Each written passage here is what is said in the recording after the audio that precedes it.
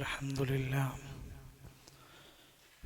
الواحد الأحد الفرد الصمد الذي لم يلد ولم يولد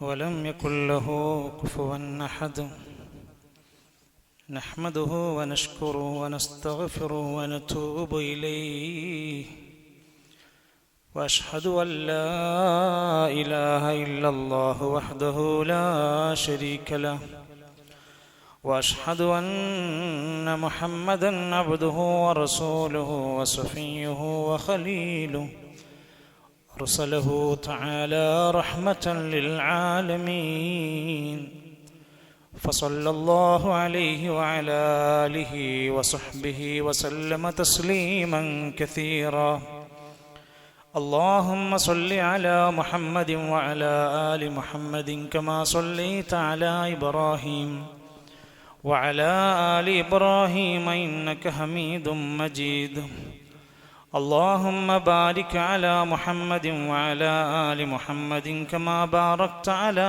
إبراهيم وعلى آل إبراهيم إنك حميد مجيد أما بعد فإن خير الكلام كلام الله وخير الهدي هدي محمد صلى الله عليه وسلم وشر الأمور محدثاتها وكل محدثة بدعة وكل بدعة ضلالة أيها الإخوة والأخوات أوصيكم وإياي أولا بتقوى الله يا أيها الذين آمنوا اتقوا الله وقولوا قولا سديدا يصلح لكم أعمالكم ويغفر لكم ذنوبكم ومن يطع الله ورسوله فقد فاز فوزا عظيما أعوذ بالله من الشيطان الرجيم يا أيها النبي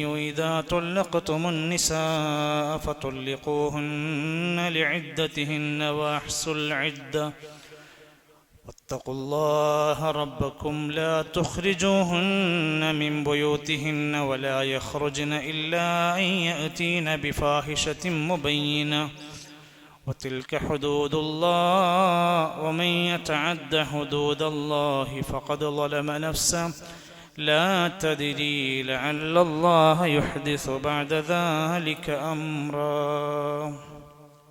ബഹുമാന്യരായ സഹോദരങ്ങളെ, സത്യവിശ്വാസികളെ, അല്ലാഹു സുബ്ഹാനഹു വ തആലയുടെ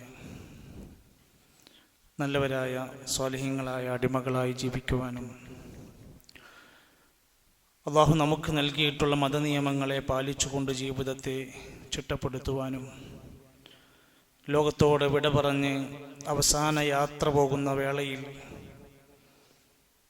ശാന്തമായ സന്തോഷത്തിൻ്റെ സ്വർഗക്കാഴ്ചകൾ കണ്ടുകൊണ്ട് യാത്ര പോകുവാനും നാം ഓരോരുത്തരും നല്ലവരായ മുത്തഖീങ്ങളുടെ ജീവിതത്തിന് ശ്രമിക്കണമെന്ന് ആമുഖമായി എന്നെയും നിങ്ങളെയും ഓർമ്മപ്പെടുത്തുകയാണ്.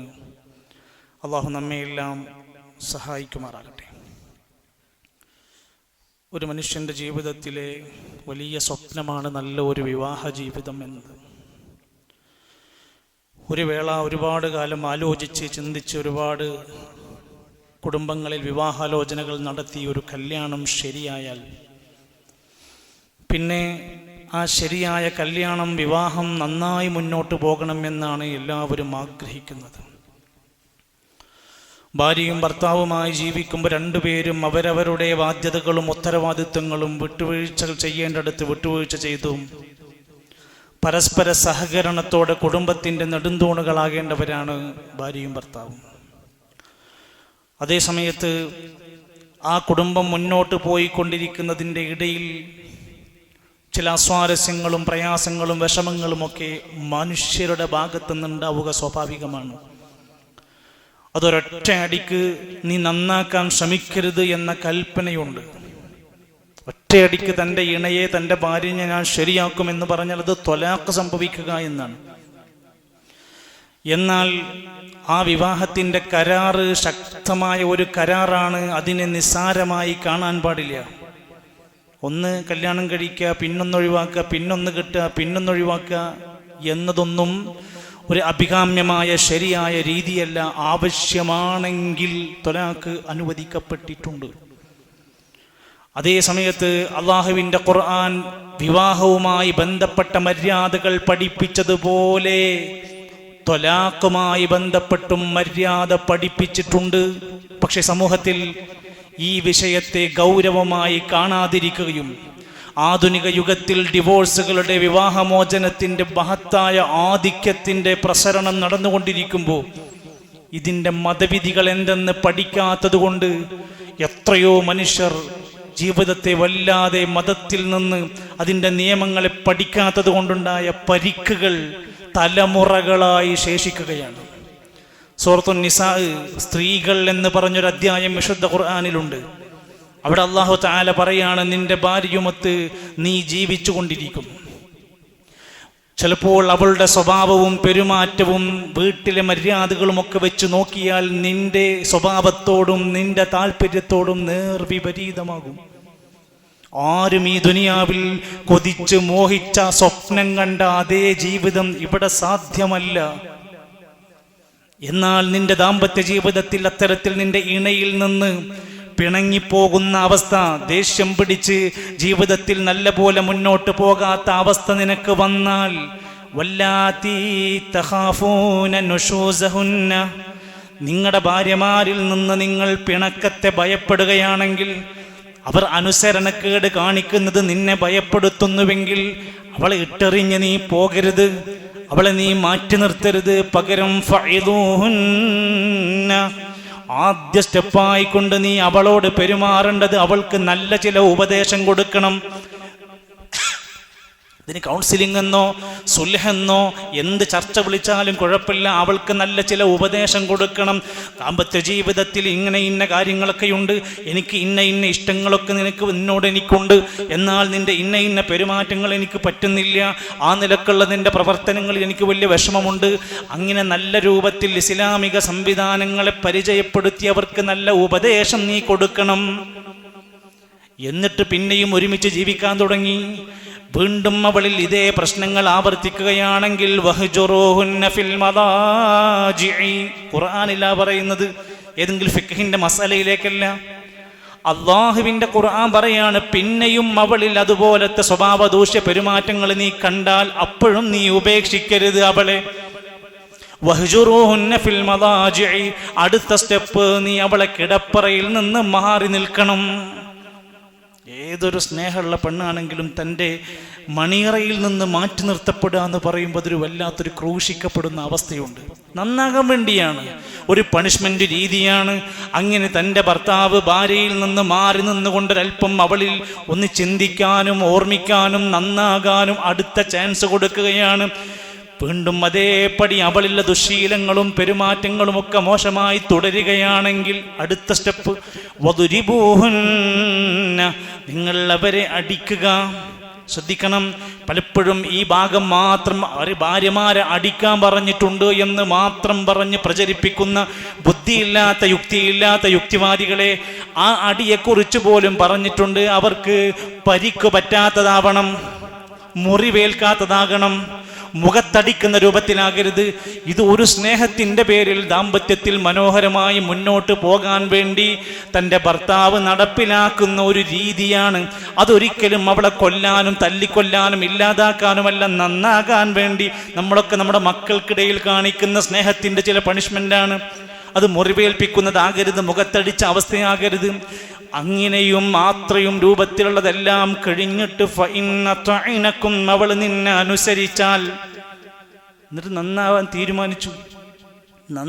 തീരുമാനിച്ചാൽ അനുസരിച്ച് മുന്നോട്ട് പോയാൽ ഫലാ തബ്ഗൂ അലൈഹിന്ന സബീലാ, പിന്നെ നിങ്ങൾ മറ്റു മാർഗങ്ങൾ സ്വീകരിക്കരുത്, പിന്നെ പിണങ്ങി നിൽക്കരുത്, പിന്നെ വഴക്കുണ്ടാവരുത്, പിന്നെ തൊലാഖിനെ പറ്റി ചർച്ച ചെയ്യരുത്. നന്നായവരാണല്ലോ, പിന്നെ പഴയ കാര്യങ്ങൾ തോണ്ടിയെടുക്കരുത്. ഇതൊക്കെ കഴിഞ്ഞുപോയി, ഇനി അത് ചർച്ച ചെയ്യരുത്. ഖുർആൻ പറയാണ്, വഇൻ ഖിഫ്തും ശിഖാഖ ബൈനിഹിമാ, ചിലപ്പോൾ അതോടെ നന്നാവും, ചില ഘട്ടങ്ങളിൽ അവിടെ നന്നാവില്ല. അങ്ങനെ നിങ്ങൾക്കിടയിൽ പിരിഞ്ഞേ പറ്റൂ എന്ന അവസ്ഥ നിങ്ങൾ പേടിക്കുകയാണെങ്കിൽ നിങ്ങൾ ഒറ്റക്കങ്ങോട്ട് തീരുമാനിക്കരുത്. നമ്മളൊരു ദേഷ്യപ്പുറത്ത് എന്തോ ഒരു വൈകാരിക തലത്തിൽ പെട്ടെന്നുണ്ടായൊരു തോന്നൽ അങ്ങോട്ട് പിരിയാൻ തീരുമാനിക്കരുത്. അവർക്ക് രണ്ടുപേർക്കിടയിലും പിരിയണം എന്നത് ഭയപ്പെടുകയാണെങ്കിൽ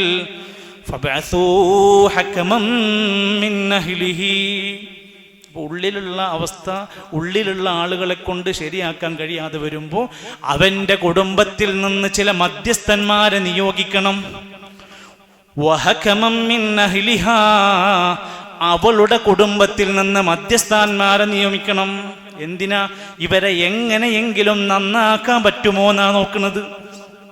അങ്ങനെ മധ്യസ്ഥന്മാർ ഇരുന്നു. ഈ ഒരീദാ ഇസ്ലാഹൻ, അവർ രണ്ടു കൂട്ടരും കൂടി ഈ രണ്ട് ബന്ധങ്ങളെ ഒന്നാക്കി നന്നാക്കി മുന്നോട്ട് പോകാൻ ശ്രമിച്ചാൽ, പരമാവധി പിരിയാതിരിക്കാൻ വേണ്ടി ശ്രമിച്ചാൽ, യുവഫിഖില്ലാഹു ബൈനഹുമാ, അല്ലാഹു അവർക്കിടയിൽ ഒരു രഞ്ജിപ്പും ഒരു ഐക്യവും ഇട്ടുകൊടുക്കുന്നതാണ്. എങ്ങനെങ്കിലും നന്നായി പോണം എന്നങ്ങോട്ട് തീരുമാനിച്ച് ചർച്ച ചെയ്ത് സുൽഹുണ്ടാക്കാൻ ശ്രമിച്ചാൽ എന്തെങ്കിലും ഒരു പോയിന്റിൽ അവർ നന്നാകാൻ സാധ്യതയുണ്ട്. യുവഫിഖില്ലാഹു ബൈനഹുമാ, അവർക്കിടയിൽ അള്ളാഹുവിൻ്റെ ഒരു ഐക്യവും രഞ്ജിപ്പും പടച്ചൊട്ടു കൊടുക്കും. അങ്ങനെയല്ലേ എത്ര ചർച്ചകൾക്കിടയിൽ എത്ര ബന്ധങ്ങൾ സുഗമമായി മുന്നോട്ട് പോകുന്നു. എത്ര സന്ദർഭങ്ങളിൽ എത്ര കേസുകളിൽ കോടതി മുറ്റത്ത് വരെ പരിഹരിക്കപ്പെടാത്ത കേസുകൾ രണ്ട് മധ്യസ്ഥന്മാർ അങ്ങോട്ടും ഇങ്ങോട്ടും ഇരുന്നപ്പോൾ എത്ര പ്രശ്നങ്ങൾ തീർത്തു പോയിട്ടുണ്ട്. സഹോദരങ്ങളെ, സൂറത്തുൻ നിസാഇന്റെ 128 ശ്രദ്ധിച്ചോളൂ. വസ്സുൽഹു ഖൈർ. ചർച്ച ചെയ്യുമ്പോൾ എന്തിനാണ്?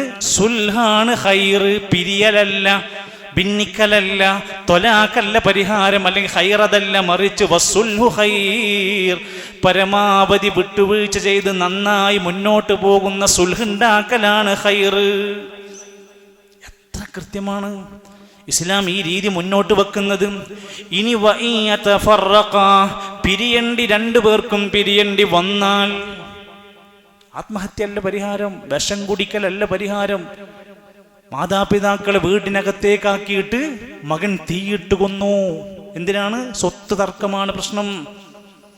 ഭാര്യയും മക്കളും കുടുംബം ഒന്നിച്ചടങ്കം വിഷം കുടിച്ചു മരിച്ചു. എന്തിനാണ്? മുന്നോട്ട് പോകാൻ കഴിയാത്ത പ്രയാസം. എത്ര സംഭവങ്ങൾ നമ്മുടെ നാട്ടിൽ കേട്ടുകൊണ്ടിരിക്കുക. ഇസ്ലാം പറയാണ് പിരിഞ്ഞേ പറ്റൂ. ഒരു നിലക്കും ഈ ദാമ്പത്യത്തിൽ ഒരു സന്തോഷമില്ല, ഒരു മനസ്സമാധാനമില്ല, ഒരു സുഖകരമായ രാത്രി ഉറക്കം കഴിയുന്നില്ല എങ്കിൽ പിരിഞ്ഞേ പറ്റൂ. അവർ രണ്ടുപേരും പിരിയുകയാണെങ്കിൽ യുഗിനില്ല, പേടിക്കണ്ട, അല്ലാഹു ധന്യനാക്കും, പടച്ചോൻ സഹായിക്കും. അത് ഇത്രയും അള്ള പറഞ്ഞ നിയമ സംവിധാനങ്ങളൊക്കെ പാലിച്ച് നോക്കി ശ്രമിച്ചു പോന്നിട്ട് മുന്നോട്ട് പോണില്ലെങ്കിൽ അള്ള ധന്യനാക്കും. കുല്ലം മിൻ സഅതിഹി, അല്ലാഹുവിൻ്റെ വിശാലതയിൽ നിന്ന് അല്ലാഹ് അവരെ സഹായിക്കും.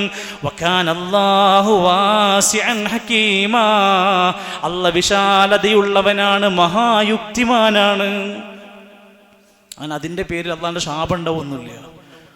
ഒരു ബന്ധം പിരിയേണ്ടി വന്നൊരു ഘട്ടമാണെങ്കിൽ അതിൻ്റെ പേരിൽ പ്രശ്നമില്ല. അത് അത്യാവശ്യ ഘട്ടമാണെങ്കിൽ സ്വന്തം തീരുമാനമായി മാറാൻ പാടില്ല എന്നർത്ഥം. നല്ല ചർച്ചകൾക്കൊക്കെ ഒടുവിൽ ഇനി വേണമെങ്കിൽ നിങ്ങൾക്ക് ഏറ്റവും ലളിതമായി സിമ്പിളായി 10 മിനിറ്റ് കൊണ്ട് ഇരുന്ന് പഠിക്കാൻ നിങ്ങൾക്ക് ആഗ്രഹമുണ്ടെങ്കിൽ വിശുദ്ധ ഖുർആനിലെ അത്തൊലാഖ് എന്ന് പറഞ്ഞൊരു സൂറത്തുണ്ട്. 10 മിനിറ്റ് തൊലാഖ് എന്താന്ന് പഠിക്കാം. നമ്മുടെ നാട്ടിൽ കേട്ടുകൊണ്ടിരിക്കുന്ന തൊലാക്കൾ എന്താണ്? 10-20 കൊല്ലങ്ങളായി ഭാര്യ ഭർത്താവിനോട് മുണ്ടിയിട്ട് ഡിവോഴ്സ് ചെല്ലിയിട്ടില്ല, ഇരുന്നിട്ടില്ല, രണ്ടുപേരും മിണ്ടിട്ടില്ല. ഇങ്ങനെ ഇനി ഖബറിലേക്ക് ഇറക്കി വെച്ചിട്ടാണോ ഇനി നമ്മൾ നന്നാകാൻ തീരുമാനിച്ചിരിക്കുന്നത്?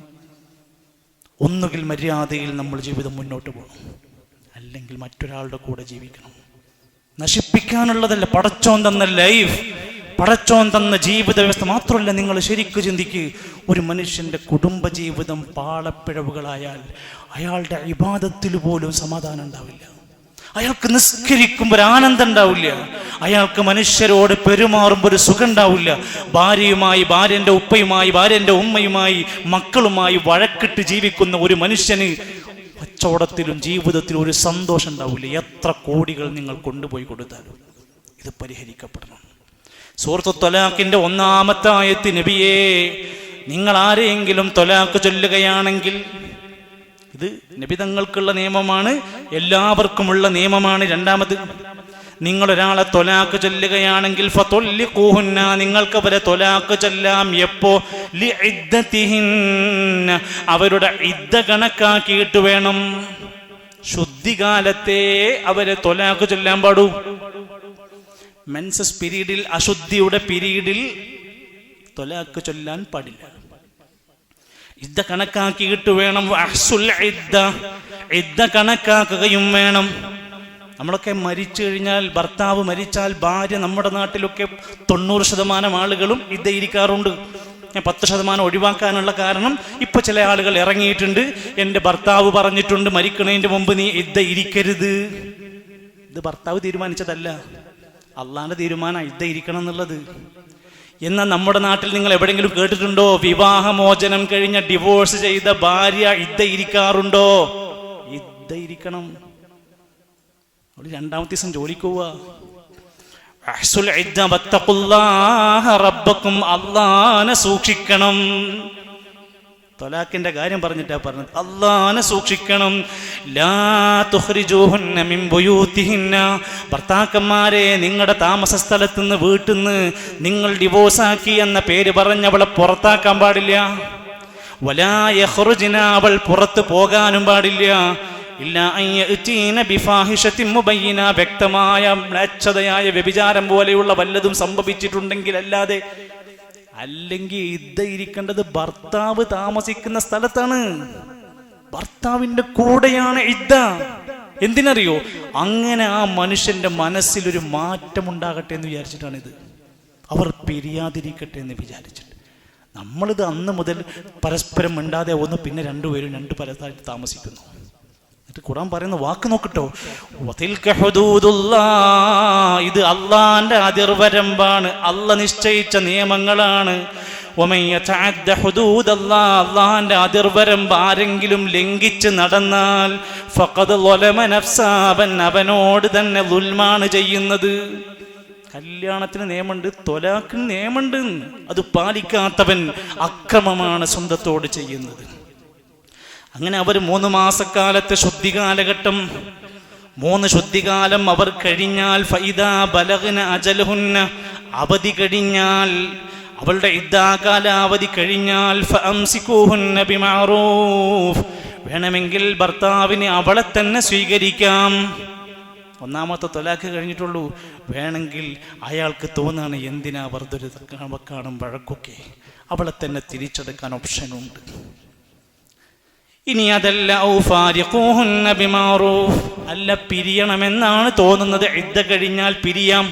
പിരിയണമെങ്കിൽ ബിമഅറൂഫിൻ, മര്യാദയോടെ, തല്ലിയല്ല, ചീത്ത പറഞ്ഞല്ല, പരസ്പരമുള്ള രഹസ്യങ്ങൾ പുറത്തു പറഞ്ഞിട്ടല്ല, വളരെ മര്യാദയിൽ മാന്യമായിട്ട് പിരിയാം. ഇനിയും കാണേണ്ടവരാണ്, ഇനിയും നാട്ടിൽ ജീവിക്കേണ്ടവരാണ്, വളരെ മര്യാദയിൽ. അങ്ങനെ പിരിയുകയാണെങ്കിലും തിരിച്ചെടുക്കുകയാണെങ്കിലും സാക്ഷികൾ വേണം. കല്യാണത്തിന് കരാറ് സാക്ഷികൾ ഉണ്ടായില്ലേ? അതേപോലെ ഇത് കഴിഞ്ഞ് തിരിച്ചെടുക്കുകയാണെങ്കിലും സാക്ഷികളുടെ മുമ്പിൽ വെച്ച് അത് പറയണം. അല്ല അവളെ ഒഴിവാക്കുകയാണെങ്കിലും സാക്ഷികളുടെ മുമ്പിൽ വെച്ച് പറയണം. എന്നിട്ട് ഖുർആൻ പറയാണ്,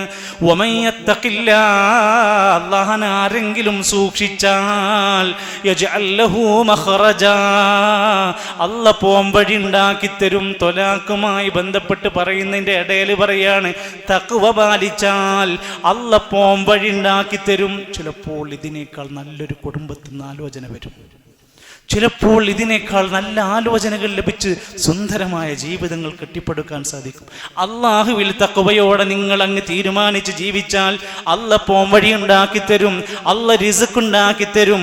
അള്ളാഹനെ തവക്കുലാക്കിയാൽ, വമൻ യതവക്കൽ അലല്ലാഹ്, ആരെങ്കിലും അള്ളാഹനെ തവക്കുലാക്കിയാൽ ഫഹുവ ഹസ്ബു, അവന് അല്ലാഹ് മതിയായവനാണ്. തവക്കുല്, തഖ്വ, ഇതൊക്കെ ആവർത്തിച്ച് പറയാണ് ഈ വിഷയം പറഞ്ഞതിൻ്റെ ഇടയിൽ. അവസാനിച്ചില്ല. ഖുർആൻ പറയാണ്, ഇനി ഈ രൂപത്തിൽ അവർ ജീവിച്ചു പോകുന്നത്. ചിലപ്പോൾ ചില സ്ത്രീകൾ അവർ വൃദ്ധരായിരിക്കും, വൃദ്ധയായ സ്ത്രീകളാണ്. മെൻസസ് പീരീഡ് കണക്കാക്കാൻ കഴിയില്ല. 3 ശുദ്ധികാലമാണ് ഇദ്ദ ഇരിക്കേണ്ടത്. പക്ഷെ ഇവർക്ക് അങ്ങനെ ശുദ്ധിയും അശുദ്ധിയും വേർതിരിക്കാൻ ഇവർക്ക് ഹൈദില്ല. അത് സ്റ്റോപ്പായിട്ടുണ്ടെങ്കിലോ, ആർത്തവത്തിന്റെ കാര്യത്തിൽ നിരാശരായിരിക്കുന്ന ആളുകൾ, നിലച്ചുപോയ ആളുകൾ, മിൻ നിസായിക്കും, നിങ്ങളുടെ സ്ത്രീകളിൽ, ഇൻ ഇർതബതും ഫഇദ്ദതുഹുന്ന സലാസത അശ്ഹുർ, അല്ലെങ്കിൽ മെൻസസ് ഇതുവരെ ആകാത്ത ഒരു സ്ത്രീ, അവർ വിധവയായി അല്ലെങ്കിൽ അവർ ഡിവോഴ്സ് ചെയ്യേണ്ട അവസ്ഥ വന്നു, അങ്ങനെ ഇപ്പൊ നമ്മുടെ നാട്ടിലില്ലെങ്കിലും അങ്ങനെയൊക്കെയുള്ള വിവാഹങ്ങൾ നടന്നിരുന്നൊരു സമയമാണെങ്കിൽ, അങ്ങനെ ഏതെങ്കിലും ഒരു കാരണം കൊണ്ട് ആർത്തവുമായി ബന്ധപ്പെട്ട വിഷയം അവർക്കുണ്ടെങ്കിൽ അവരെന്താ കണക്കാക്കുക? 3 മാസം കണക്കാക്കിയാൽ മതി. 3 അറബ് മാസം കണക്കാക്കിയിട്ട് അവരും ഇദ്ദയിരിക്കണം. ഇനി വിവാഹമോചനം നടന്നപ്പോൾ പെണ്ണ് ഗർഭിണിയാണ്, 4-ാം മാസത്തിലാണ്, 3-ാം മാസത്തിലാണ്, എപ്പോഴും ഉണ്ടാവില്ല, വഴക്കേ സമയത്ത് നടക്കാലോ. ഗർഭിണിയായിരിക്കുന്ന സമയത്താണ് ഒരു പെണ്ണിനെ ഡിവോഴ്സ് ആക്കുന്നതെങ്കിൽ അവൾ 2 മാസമല്ല 3 മാസമല്ല, അവൾ പ്രസവിക്കുന്നത് വരെ ഇദ്ദയിരിക്കണം. ആരാണ് ഇതൊക്കെ നാട്ടിൽ പറഞ്ഞു കൊടുക്കാറുള്ളത്? ഏത് കമ്മിറ്റിയാണ് ഇങ്ങനെ ഒരു കാര്യം ദീനിൽ പഠിപ്പിച്ചു കൊടുക്കാറുള്ളത്? രാത്രിക്ക് രാത്രി 12 മണി വരെ സുലൈഖാ ബീവിന്റെ മുടിന്റെ മദ്ഹ് പറഞ്ഞ് കഥാപ്രസംഗം നടത്തും. വേറെ ഏതെങ്കിലും യൂസുഫ് നബിന്റെ സൗന്ദര്യത്തെ പറ്റിയിട്ട് മണിക്കൂറുകൾ നീളുന്ന പ്രഭാഷണങ്ങൾ നടത്തും, ലക്ഷക്കണക്കിന് രൂപന്റെ പിരിവ് നടത്തും. മഹല്ലുകളിൽ കൃത്യമായ നിർദ്ദേശങ്ങൾ ആരാണ് ഇവിടെ പഠിപ്പിക്കാറുള്ളത്? ആ പെണ്ണ് പ്രസവിക്കുന്നത് വരെ അവൾ ഇദ്ദയിലാണ്. എന്നിട്ടും പറയുന്നു, ആരെങ്കിലും അള്ളാഹിനെ സൂക്ഷിച്ച് ജീവിക്കുകയാണെങ്കിൽ അള്ളാഹു എല്ലാം എളുപ്പമാക്കി തരും. ഇനി ഒരാൾ അസ്കിനൂഹുന്ന മിൻ ഹൈസു സകൻതും, നിങ്ങൾ താമസിക്കുന്നിടത്ത് അവളെ താമസിപ്പിക്കണം. വലാ തുളാറൂഹുന്ന ലിതുളയ്യിഖു അലൈഹിന്ന, അങ്ങനെ ആ താമസിക്കുന്നതിൻ്റെ ഇടയിൽ നിങ്ങൾ അവളെ പ്രയാസപ്പെടുത്താൻ പാടില്ല. ഏതായിരുന്നാലും ഞാൻ തീർക്കാൻ പോകല്ലേ, കുറച്ച് കഷ്ടപ്പെടുത്താം. ഭക്ഷണം കൊടുക്കാതിരിക്കുക, ചികിത്സ കൊടുക്കാതിരിക്കുക, വീട്ടിലെ അടിസ്ഥാന സൗകര്യങ്ങൾ പൂട്ടിയിടാൻ പാടില്ല. നിങ്ങൾ അവർക്കൊരു പ്രയാസം ഉണ്ടാക്കാൻ പാടില്ല.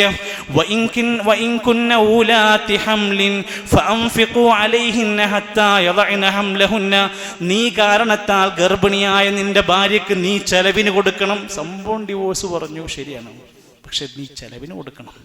നീ കാരണത്താൽ അവൾ ഗർഭിണിയാണ്, അതിൻ്റെ ചിലവുകൾ നീ വഹിക്കണം. ഇനി അവൾ പ്രസവിച്ചു കഴിഞ്ഞാൽ കുഞ്ഞിന് പാലൂട്ടണം, ചെലവിന് കൊടുക്കണം. കുഞ്ഞിനെ പാലൂട്ടണം, കുഞ്ഞിനെ സംരക്ഷിക്കണം, നിന്റെ കുഞ്ഞാണ്. നീ അവൾക്ക് കുഞ്ഞിനും ആവശ്യമായ ചിലവ് നീ വഹിക്കണം. നിങ്ങൾക്കിടയിൽ പരസ്പരം കൂടിയാലോചന ഉണ്ടാകണം. ഒറ്റക്ക് തീരുമാനിക്കണ്ട നമ്മൾ എന്താ ചെയ്യേണ്ടത്, എത്ര രൂപ ഒരു മാസം വേണ്ടി വരും, ഏത് ആശുപത്രിയിലാണ് കാണിക്കുന്നത്, ഒന്ന് കൂടിയാലോചിക്കേണ്ടതാണ്.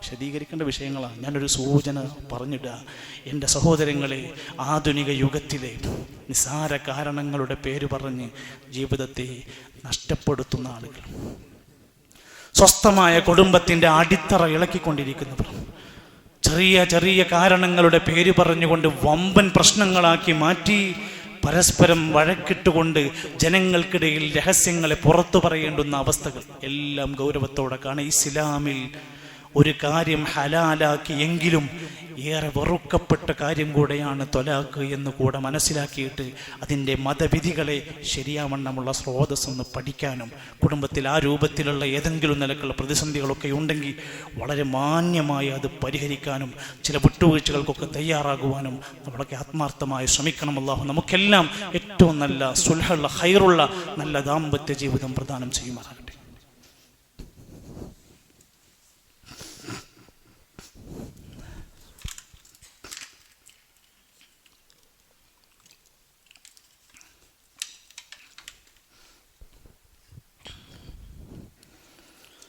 الحمد لله رب العالمين والعاقبة للمتقين ولا عدوان إلا على الظالمين والصلاة والسلام على رسوله الأمين وعلى آله وصحبه أجمعين. أيها الإخوة والأخوات أوصيكم وإياي ثانيا بتقوى الله. ഒരിക്കൽ കൂടി അള്ളാഹുവിൻ്റെ നിയമനിർദ്ദേശങ്ങൾ പാലിച്ചുകൊണ്ട് ഇസ്ലാമിൻ്റെ മതവിധികളെ കൃത്യമായ രൂപത്തിൽ ശ്രദ്ധിച്ചുകൊണ്ട് ജീവിക്കണമെന്ന് എന്നെ മറക്കാതെ നിങ്ങളെ ഓർമ്മപ്പെടുത്തുകയാണ്, വസിയത്ത് നൽകുകയാണ്. അള്ളാഹു നമുക്കെല്ലാം തൗഫീഖ് പ്രദാനം ചെയ്യുമാറാകട്ടെ. സമൂഹത്തിൽ, നമ്മുടെ നാട്ടിൽ 3 തരം ആളുകളുണ്ട്. ഒന്ന്, നന്നായി ഇൽമുള്ളവരാണ്. ആ ഇൽമ് അവർ പഠിക്കും, അവർ കേൾക്കും. ഖുതുബയിലൂടെ, ക്ലാസ്സുകളിലൂടെ, പുസ്തകങ്ങളിലൂടെ, ഓൺലൈൻ മീഡിയകളിലൂടെ ധാരാളം അറിവ് നേടും. നേടിയ അറിവ് അമലു സ്വാലിഹാത്തായി കൊണ്ട് അവർ പ്രവർത്തിക്കുകയും ചെയ്യും. പള്ളിയിലേക്ക് നേരത്തെ വരണം, ബാങ്ക് വിളിക്കുന്നതിന് മുമ്പ് എത്തണമെന്ന് ഇൽമുണ്ട്, അവർ നേരത്തെ വരികയും ചെയ്യും. ജമാഅത്ത് നമസ്കാരമാണ് എനിക്ക് ബാധ്യത എന്ന ഇൽമുണ്ട്, ജമാഅത്ത് നമസ്കാരത്തിനായി അടുത്തും. സുന്നത്ത് നോമ്പുകൾക്ക് ശ്രേഷ്ഠതയുണ്ട് എന്ന് സുന്നത്ത് നോമ്പുകൾ അനുഷ്ഠിക്കും. പള്ളിയിലേക്ക് പ്രവേശിക്കുമ്പോഴുള്ള പ്രാർത്ഥനയുണ്ട്, പ്രാർത്ഥിച്ചു. അങ്ങനെ അറിയുകയും ചെയ്യും. അറിവനുസരിച്ചുകൊണ്ട് നന്നായി അതൊക്കെ പ്രവർത്തിക്കുകയും ചെയ്യുന്ന നല്ല കുറച്ച് മനുഷ്യരുണ്ട്.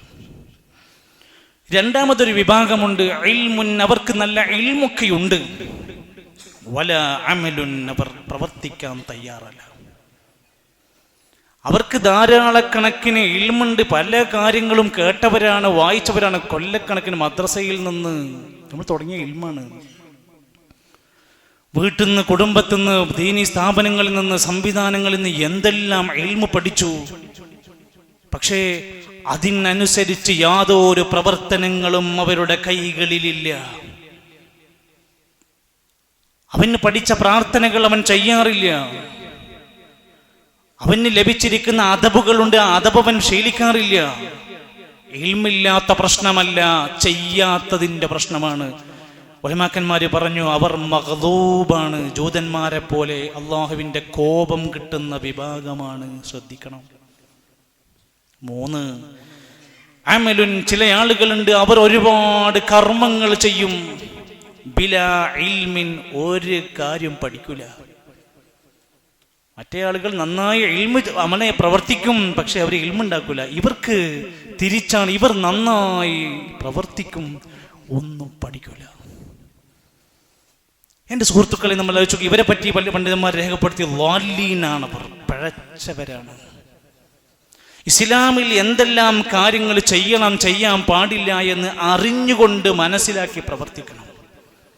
ഒരു നമസ്കാരത്തിൻ്റെ കാര്യത്തിൽ ആ നമസ്കാരം ചെയ്യുന്നതിൻ്റെ രൂപം, അതിൻ്റെ ശ്രദ്ധിക്കേണ്ട കാര്യങ്ങൾ, അതിൻ്റെ നജസ് എന്താണ്, തൊഹൂർ എന്താണ്, ത്വാഹിർ എന്താണ്, ഇത് പഠിക്കണം. ഒരു നോമ്പ് ഷഅബാനിൽ നമ്മൾ നോൽക്കുമ്പോൾ ഇത് ഇസ്ലാമിലുണ്ടോ, നബിൻ്റെ ചര്യയിലുണ്ടോ, സ്വഹാബത്തിനുണ്ടോ, മദ്ഹബിൻ്റെ ഇമാമിക്കുണ്ടോ, ഈ വിഷയത്തിൽ എന്താ പറഞ്ഞത്? ഷഅബാൻ 15 മാത്രം ഒരു നോമ്പ് ഏതെങ്കിലും പണ്ഡിതന്മാർ പറഞ്ഞിട്ടുണ്ടോ? ഇല്ല. ഷഅബാനിൽ നോമ്പുണ്ട്, എല്ലാ തിങ്കളും വ്യാഴവും നോമ്പുണ്ട്, കഴിയാവുന്ന ദിവസങ്ങളിലൊക്കെ നോമ്പുണ്ട്. ഷഅബാൻ 15 നോമ്പുണ്ട്, 14-നും 13-നും ഉണ്ട്. 15 മാത്രം ഒരു നോമ്പില്ല. ബറാഅത്ത് നോമ്പ് എന്ന് പറയുന്ന ഒരു നോമ്പ് ഇസ്ലാമിൽ ഉണ്ടോ ഇല്ലയോ എന്ന് അവനറിയില്ല. അവൻ കേൾക്കുന്നു, നോമ്പെടുക്കുന്നു. മിഅ്റാജ് നോമ്പ് ഉണ്ടോ ഇല്ലെന്ന് അവൻ അറിയില്ല, അവൻ പഠിക്കുന്നില്ല, അവൻ മനസ്സിലാക്കുന്നില്ല, സമൂഹത്തിൽ അങ്ങനെ കാണുന്നു, അവൻ അത് ചെയ്യുന്നു. 1000-100 റക്അത്ത് വരെ നിസ്കരിക്കുന്ന ആളുകൾ ഷഅബാൻ 15 രാത്രി റഗായിബ് എന്ന പേരിൽ 100 റക്അത്ത് നമസ്കരിക്കുന്ന ആളുകളുണ്ട്. ഇതൊക്കെ ഇസ്ലാമിലുണ്ടോ? അതൊന്നും അവൻ അറിയില്ല. അവൻ പലതും പ്രവർത്തിച്ചു കൊണ്ടിരിക്കുന്നു, ബിലാ ഇൽമിൻ, ഒന്നും പഠിക്കാതെ. ശ്രദ്ധിക്കണം, സൂക്ഷിക്കണം. നമ്മൾ നമുക്കെതിരായി കൊണ്ടുള്ള അവസ്ഥ വരാതിരിക്കാൻ അള്ളാഹുവിൻ്റെ പ്രവാചകൻ നബി സല്ലല്ലാഹു അലൈഹി വസല്ലമ തങ്ങൾ പഠിപ്പിച്ച എന്തെല്ലാം കാര്യങ്ങളുണ്ട്. നമ്മളെല്ലാം അങ്ങ് അറിയാതെ അങ്ങോട്ട് പ്രവർത്തിക്കും, പിന്നീട് മാസങ്ങൾ കഴിഞ്ഞിട്ട് ആ സംശയം ചോദിക്കുക. അതല്ല, ചെയ്യുന്നതിന് മുമ്പ് പഠിക്കണം. മയ്യുരിദില്ലാഹു ബിഹി ഖൈറാ, ആർക്കെങ്കിലും അല്ലാഹു ഖൈർ ഉദ്ദേശിച്ചിട്ടുണ്ടെങ്കിൽ യുഫഖിഹു ഫിദ്ദീൻ, അവനെ മതത്തിൽ പാണ്ഡിത്യമുള്ളവനാക്കും. പൈസക്കാരനാക്കുന്നല്ല, കോടീശ്വരനാക്കുന്നല്ല, നല്ല പാണ്ഡിത്യമുള്ളവനാക്കി മാറ്റും. അല്ലാഹ് ഖൈർ ഉദ്ദേശിക്കുന്നവരാണെങ്കിൽ അവർ നന്നായി പഠിക്കുന്നവരായി മാറും. അത് വലിയ ഖൈറാണ്. അള്ളാഹിൻ്റെ അടുത്ത് ദറജ ഉയർത്തുന്ന വിഭാഗം അവരാണ്. നബി സല്ലല്ലാഹു അലൈഹി വസല്ലമ തങ്ങൾ എത്രയോ കാര്യങ്ങൾക്ക് വേണ്ടി പ്രാർത്ഥിച്ചു. റബ്ബനാ ആതിനാ ഫിദ്ദുനിയ ഹസന, ദുനിയാവിൽ ഹസനത്ത് തരണേ പ്രാർത്ഥിച്ചിട്ടുണ്ട്. അല്ലാഹുമ്മ ആതി നഫ്സി തഖ്വാഹാ, അല്ലാഹു എനിക്ക് തഖ്വ തരണേ പ്രാർത്ഥിച്ചിട്ടുണ്ട്. എന്നാൽ നബി തങ്ങൾ എനിക്ക് അധികം നൽകണം എന്ന് പ്രാർത്ഥിച്ചത് എന്തിനാണ്? റബ്ബി സിദ്നി ഇൽമ, അധികം എനിക്ക് വേണമെന്ന് പ്രാർത്ഥിച്ചത് ഇൽമിന്റെ കാര്യത്തിലാണ്. എത്ര പേര് പ്രാർത്ഥിക്കലുണ്ട് എനിക്ക് ഇൽമു വേണമെന്ന്? സുഹൃത്തുക്കളെ, അല്ലാഹുവിന്റെ റസൂൽ സല്ലല്ലാഹു അലൈഹി വസല്ലം പറയാണ്, ഒരു നാട്ടിൽ റിയാദുൽ ജന്നയുണ്ട്, നമ്മുടെ നാട്ടിലും അതുണ്ട്. റിയാദുൽ ജന്ന, സ്വർഗത്തിലെ തോട്ടമുണ്ട്. അതെവിടെ? റസൂൽ സല്ലല്ലാഹു അലൈഹി വസല്ലം പറഞ്ഞു, ഇദാ മറർതും ബിരിയാദുൽ ജന്ന, നീ ദുനിയാവിലെ ആ സ്വർഗത്തിന്റെ തോട്ടങ്ങളിലൂടെ നടന്നു പോകുമ്പോ ഫർതഊ, അവിടെ നിന്ന് നീ കയറി ചെന്ന് ആനന്ദിക്കാൻ ശ്രമിക്കണം. സ്വഹാബത്ത് ചോദിച്ചു, നബിയെ ഏതാണ് ദുനിയാവിൽ അങ്ങനെ ഒരു സ്വർഗത്തോട്ടം ഏതാണ്? മജാലിസൽ ഇൽമി, ഇൽമിന്റെ സദസ്സാ. ഒരു ദീൻ പഠിക്കുന്ന ഒരു സദസ്സുണ്ടോ? ഒരു വിജ്ഞാന വേദി ഉണ്ടോ? ഒരു അയൽക്കൂട്ടുണ്ടോ? ഒരു സദസ്സുണ്ടോ? ദീന് പഠിക്കാൻ പറ്റുന്ന ഒരു വേദി ഉണ്ടോ? അങ്ങനെ ഒരു ചാൻസ് ഉണ്ടെങ്കിൽ നീ അവിടെ കയറി ആനന്ദം കണ്ടെത്തണം എന്ന് പറഞ്ഞത് റിയാദുൽ ജന്ന എന്ന വിശേഷിപ്പിച്ചത്. പിന്നൊരു കാര്യം നമ്മൾ തിരിച്ചറിയാം, ഒരിക്കലും അറിവ് നമ്മളെ തേടി ഇങ്ങോട്ട് വരില്ല. അൽ ഇൽമു യൻമു, ഇൽമ് വളർന്നുകൊണ്ടിരിക്കുന്നത് ബിത്തഅലീം, പഠിച്ചിട്ടേ നന്നാവൂ. അത് കിട്ടാൻ വേണ്ടി ഓടണം, അതിനു വേണ്ടി അന്വേഷിക്കണം, അതിനു വേണ്ടി പഠിക്കണം. പഠിക്കാൻ ഇറങ്ങുമ്പോൾ ത്വരീഖൻ ഇലൽ ജന്ന, സ്വർഗത്തിലേക്കുള്ള വഴിയിലാണ് ആ മനുഷ്യൻ. പഠിക്കാൻ പോണ മനുഷ്യൻ സ്വർഗത്തിലേക്കുള്ള വഴിയിലാണെന്ന് റസൂലുള്ളാഹി സ്വല്ലല്ലാഹു അലൈഹി വസല്ലം. പക്ഷേ പഠിക്കാൻ വേണ്ടി ലക്ഷക്കണക്കിന് രൂപ മുടക്കി നമ്മൾ പറഞ്ഞയക്കുന്ന മക്കൾ സ്വർഗത്തിൻ്റെ വഴിയിലാണോ? എറണാകുളത്തെ ഒരു ഫ്ലാറ്റിൽ 26-ാം നിലയിലെ മുകളിൽ നിന്ന് 9-ാം ക്ലാസ്സുകാരൻ വീണത് സുഹൃത്തുക്കളെ അറ്റാക്ക് ബാധിച്ചിട്ടല്ല, തൻ്റെ സഹപാഠികളുടെ ക്രൂരമായ റാഗിംഗ് ആണ്. പഠിക്കാനായിട്ടാണ് അവര്, ഭയങ്കര ഇൽമാണല്ലോ. പക്ഷേ സ്വന്തം സഹപാഠിയോട് കാണിച്ച ക്രൂരത, കക്കൂസിന്റെ അവിടുത്തെ ആ ക്ലോസറ്റ് വരെ നക്കി തുടപ്പിച്ചു. നഊദു ബില്ലാഹ്. കേൾക്കുമ്പോൾ നിങ്ങൾക്ക് എത്രമാത്രം ഇറിറ്റേഷൻ ഉണ്ടാക്കുന്നു. അത് ചെയ്യിപ്പിച്ച കുട്ടിയുടെ മനോനില നിങ്ങൾ വായിക്കുക. നമ്മുടെ മകനാണെങ്കിൽ നമുക്ക് എത്രമാത്രം നോവെന്ന് ചിന്തിച്ച്. ചെന്നൈയിലെ ഒരു കോളേജിന്റെ ഹോസ്റ്റലിൽ ഒരു പെൺകുട്ടി പ്രസവിച്ചു. വിവാഹം കഴിയാത്ത പെൺകുട്ടി പ്രസവിച്ചു. നമ്മുടെ ചക്കരക്കല്ലിൻ്റെ പരിസരങ്ങളിലെ മെഡിക്കൽ സ്റ്റോറുകളിൽ കോളേജ് വിദ്യാർത്ഥികൾ വന്ന് ഗർഭനിരോധന സാധ്യതകളെക്കുറിച്ച് അതിൻ്റെ ആവശ്യങ്ങൾ വന്ന് ചോദിക്കാൻ തുടങ്ങിയെങ്കിൽ നിങ്ങൾ പറയൂ, വിദ്യാഭ്യാസം എവിടെ? ഇൽമ് എവിടെ? എന്താണ് ഇവർ പഠിക്കുന്നത്? അവരെ തിരിച്ചു കൊണ്ടുവരണം, അവരെ പഠിപ്പിക്കണം. അവർക്ക് യാ ബുനയ്യ, പൊന്നുമോനെ, ഇന്നഹാ ഇൻ തകു മിസ്കാല ഹബ്ബത്തിൻ മിൻ ഖർദൽ, ഏത് പാറന്റെ ഉള്ളിലും ഏത് കോണിൽ എന്ത് ചെയ്താലും കാണുന്നൊരു പടച്ചോനുണ്ട്. യാ ബുനയ്യ അഖിമിസ്സലാ, പൊന്നുമോനെ നിസ്കരിക്കണം കേട്ടോ, നന്മ കൽപ്പിക്കണം, തിന്മ വിരോധിക്കണം. അനിഷ്കുർലീ വലിവാലിദൈക്, എനിക്ക് നന്ദി കാണിക്കണം. നിന്നെ നൊന്ത് പ്രസവിച്ച, താരാട്ട് പാട്ടുപാടിയ, സ്നേഹത്തിന്റെ ചുംബനങ്ങൾ അർപ്പിച്ച, ജീവിതത്തിൽ ഒരിക്കൽ പോലും നിന്റെ ജീവിതത്തെ പരാജയം സ്വപ്നം കാണാത്ത നിന്റെ മാതാപിതാക്കൾക്ക് നന്ദി കാണിക്കണം മോനെ. ഇതാര് പറഞ്ഞു കൊടുക്കും? സിനിമാ നടന്മാർ കൊടുക്കുമോ? ലിബറലിസ്റ്റുകൾ കൊടുക്കുമോ? യുക്തിവാദികൾ കൊടുക്കുമോ? പാർട്ടിക്കാർ കൊടുക്കുമോ? ഇല്ല. ദീനാണ് ഇതിന്റെ പരിഹാരം. നമ്മുടെ ക്യാമ്പസിലെ എല്ലാ ജീർണതകൾക്കും എതിരായി നമ്മുടെ വീട്ടിലെ കുട്ടികളെയെങ്കിലും നന്നാക്കണമെന്ന പ്ലാനിലാണ് കണ്ണൂർ ജില്ലയിലെ ക്യാമ്പസ് വിദ്യാർത്ഥികൾക്ക് വേണ്ടി നാളെ രാവിലെ 8:30 മണി മുതൽ 2:30 മണി വരെ അവിടുത്തെ ചേംബർ ഹാളിൽ വെച്ചുകൊണ്ട് പ്രോഗ്രാം നടക്കുന്ന രക്ഷിതാക്കളെ, നിങ്ങളുടെ കുട്ടിനെ നിങ്ങൾ കൊണ്ടയാക്കണം. അവിടെ എത്തിയെന്നൊന്ന് ഉറപ്പിച്ചു തരണം നിങ്ങൾ. ഇനി ഒരു പ്രവാചകൻ വരാനില്ല, ഇനിയൊരു മലക്ക് വന്ന് നമ്മളെ നന്നാക്കാൻ വരും, ഇനിയൊരു ഖുർആൻ വരാനില്ല. നമ്മളാണ് ഇനി നമ്മുടെ മക്കൾക്ക് ശരിയാവണ്ണത്തിൽ തർബിയത്ത് കൊടുക്കുന്നത്. അല്ലാഹു സ്വാലിഹീങ്ങളായി മക്കളാക്കി അവർ അനുഗ്രഹിക്കുമാറാകട്ടെ.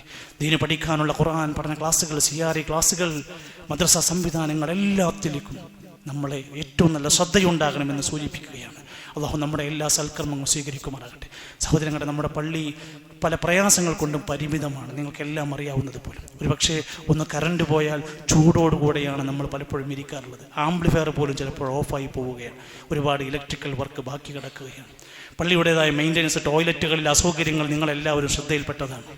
പലയിടത്തും പെയിൻറ്റിങ്ങിൻ്റെതായ പോരായ്മകൾ സംഭവിച്ചിട്ടുണ്ട്. പലപ്പോഴായി ജനങ്ങളുടെ ആ നിലക്കുള്ള പ്രയാസങ്ങൾ മനസ്സിലാക്കി തന്നെയും പണം കിട്ടാത്തതിൻ്റെ പ്രയാസം കൊണ്ട് ഈ പണികളെല്ലാം പെൻഡിങ്ങിലാണ്. എല്ലാവരും ഒന്ന് മനസ്സ് വിചാരിച്ചാൽ നമ്മുടെ വീട്ടിൽ ഏതെങ്കിലും പണി പെൻഡിങ് ആയിട്ടുണ്ടോ?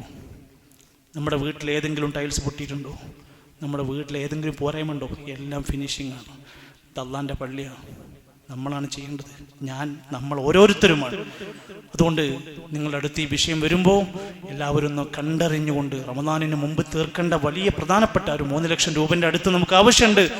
കഴിയാവുന്നവരൊക്കെ അള്ളാൻ്റെ പള്ളിക്ക് വേണ്ടി വഖഫ് ചെയ്തുകൊണ്ട് ആ രൂപത്തിലുള്ള സഹായങ്ങൾ ചെയ്യുക. അള്ളാഹു നമ്മളെ എല്ലാം ഏറ്റവും നന്മയിലേക്ക് മുന്നോട്ട് പോകുന്ന സ്വാലിഹീങ്ങളിൽ ഉൾപ്പെടുത്തി അനുഗ്രഹിക്കുമാറാകട്ടെ. നമ്മുടെ കൂട്ടത്തിൽ നിന്ന് മരണപ്പെട്ടു പോയവർക്കെല്ലാം അള്ളാഹുവേ നീ മഗ്ഫിറത്തും റഹ്മത്തും നൽകണമേ. അള്ളാഹുവേ പ്രിയപ്പെട്ട ഞങ്ങളുടെ മാതാപിതാക്കൾക്ക് ആയുസ്സും ആഫിയത്തും നീ പ്രദാനം ചെയ്യണേ റഹ്മാനെ.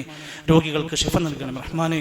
ഇസ്ലാമായതിൻ്റെ മുസ്ലിമായതിൻ്റെ പേരിൽ പ്രയാസപ്പെടുന്നവർക്കെല്ലാം പ്രയാസങ്ങൾ നീ മാറ്റിക്കൊടുക്കണം റഹ്മാനെ. അള്ളാഹുവേ ഞങ്ങളുടെ മക്കളെ സ്വാലിഹീങ്ങളാക്കി തരണമേ. ഞങ്ങളുടെ ഇണകളിലൂടെ കൺകുളിർമയും സന്തോഷവും നൽകണമേ. അല്ലാഹുമ്മ ഗ്ഫിർ ലിൽ മുഅ്മിനീന വൽ മുഅ്മിനാത്ത് വൽ മുസ്ലിമീന വൽ മുസ്ലിമാത്ത് അൽ ഹയ്യാഇ മിൻഹും വൽ അംവാത്ത്. اللهم ربنا توفنا مسلمين والحقنا بالصالحين. ربنا هب لنا من ازواجنا وذرياتنا قرة اعين واجعلنا للمتقين اماما. اللهم يا مقلب القلوب ثبت قلوبنا على دينك. ربنا تقبل منا إنك أنت السميع العليم وتب علينا إنك أنت التواب الرحيم. وصلى الله على نبينا محمد والحمد لله رب العالمين.